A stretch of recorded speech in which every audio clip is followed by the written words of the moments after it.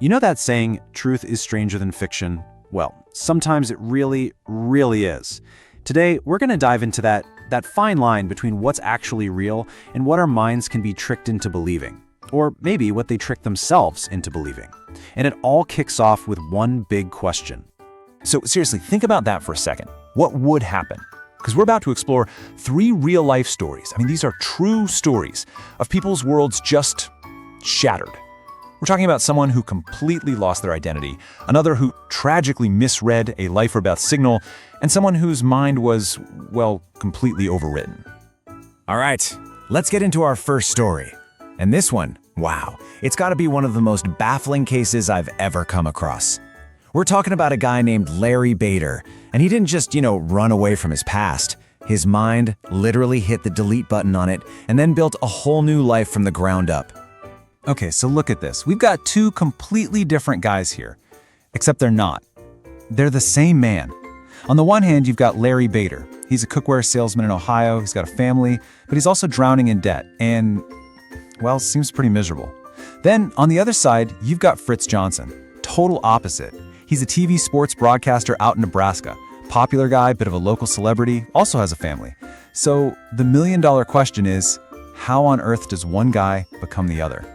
So the timeline here is just wild. It all starts back in 1957. Larry Bader vanishes. He goes out on a boating trip, his boat is found kind of banged up, and everyone just assumes the worst. He's declared dead. His family even collects the life insurance. And that's that, or so they thought. Flash forward 8 whole years to 1965. His niece is at a sporting goods show and she sees this guy who is a dead ringer for her uncle. This guy calls himself Fritz Johnson and he's adamant, like, nope, not me. He's got a whole life, a wife, 2 kids, a great job in Omaha. He has no idea what she's talking about. This is where it gets crazy. To finally settle this whole thing, Fritz agrees to go to the police station and get his fingerprints taken. And then, bam! The police officer looks at him and says the words, "The fingerprints match. You are Larry Bader." But here's the kicker. For Fritz, this wasn't some long-lost memory flooding back. It was just confusion.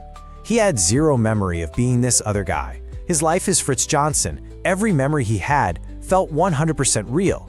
But the proof was right there in front of him. His entire reality, as he knew it, was apparently a complete fiction. So of course, they bring in the experts. They study him for weeks trying to figure this out, and their conclusion is just mind-bending. They called it an extreme, almost unheard of case of amnesia. The theory is that his life as Larry Bader, the debt, the failure, was so incredibly stressful that his brain just couldn't take it anymore. It basically built a wall around that entire identity and created a new one from scratch. Fritz Johnson, a successful, happy guy. It's still one of the most fascinating and frankly, unbelievable medical cases ever recorded. So with Larry Bader, his reality sort of slowly dissolved over 8 long years. But that's not always how it happens. Our next story is a chilling reminder that sometimes reality doesn't crumble, it shatters, all in a single terrifying moment when what you think is happening is fatally wrong. Meet Yesenia Gomez. She was 25, a lawyer, and she decided she was going to face her fears and finally go bungee jumping. But imagine this, she's waiting in line for hours, just watching person after person leap into the void. And that initial excitement, it just starts to curdle into pure gut-wrenching terror. By the time it was her turn, she was in a full-blown state of panic. We're talking tunnel vision, heart hammering against her ribs. She just wanted it to be over. Okay, so there's a very clear, very critical procedure for bungee jumping, right?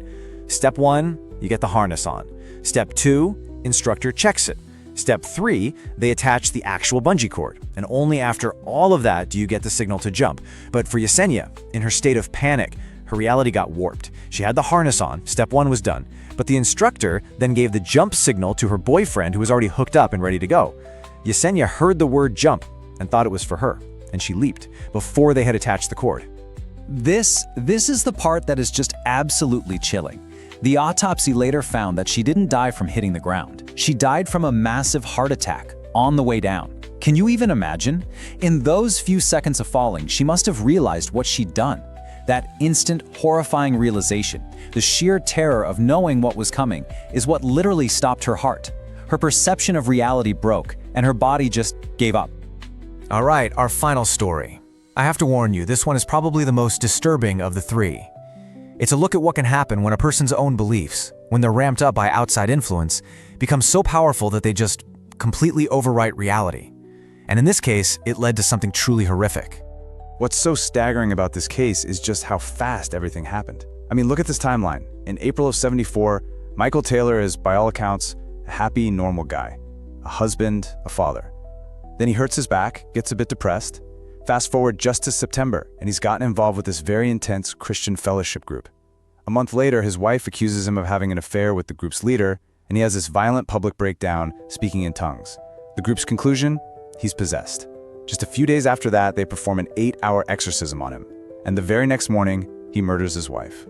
So during this exorcism, which, by the way, lasted for 8 straight hours, the priests involved claimed they weren't just dealing with one single entity. They became convinced that Michael Taylor was possessed by, get this, 40 different demons. Okay, so after 8 hours of this intense ritual, everyone is just completely exhausted. And the exorcists, they make a decision that would turn out to be catastrophic. They decided to call it a night. They declared it a partial success, claiming they'd cast out 37 of the demons, but they said 3 were still left inside him, including, and I'm not making this up, the demon of murder. They were too tired to go on, so they sent this incredibly fragile, mentally shattered man home, telling him to get some rest, and they, finished the job in the morning. He went home, and just hours later, he brutally murdered his wife and the family dog. The aftermath was just beyond words.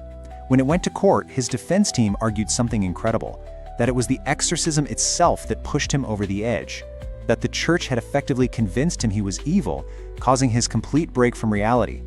The verdict? Not guilty by reason of insanity. He was released from psychiatric care after just 4 years. So there you have it. 3 completely different stories, right? A man with amnesia, a tragic accident, a horrific crime. But they all point to the same, deeply unsettling conclusion. The world we think is so solid, so real, it's actually incredibly fragile. And when you really look at what happened in each case, you start to see a pattern. Each person's reality broke for a different reason, a different internal trigger. For Larry Bader, it was immense psychological stress, maybe from his debt and failures, that led to amnesia and totally erased who he was. For Yesenia Gomez, it was pure panic and fear that made her misinterpret a crucial signal from the outside world. And for Michael Taylor, it was this toxic mix of his own mental illness and this intense belief system that was forced on him, which just completely overrode his sanity. You see? Different triggers, but the same terrifying outcome, a total and complete break from reality. What stories like these really show us is that reality isn't just out there. It's not something we just passively observe.